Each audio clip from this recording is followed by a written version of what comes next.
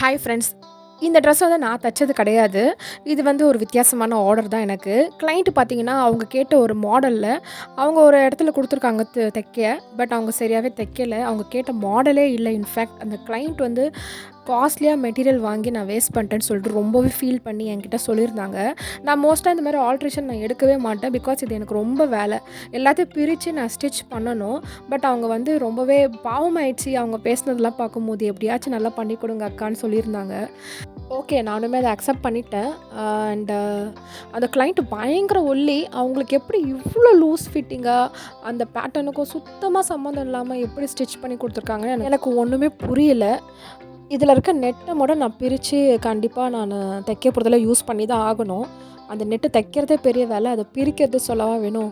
கிழியாம பிரிச்சு பொறுமையா எடுத்தேன். அண்ட் இந்த சாட்டின என்னால யூஸ் பண்ண முடியாது. அண்ட் இத நான் எப்படி ஸ்டிச் பண்ணணும்? அதோட அவுட்புட் எப்படி வந்துருச்சு? நல்லா இருக்கா? நல்லா இல்லையான்ட்டு நாளைக்கு வீடியோ போடுவேன். கண்டிப்பா நீங்க பார்த்து சொல்லுங்க.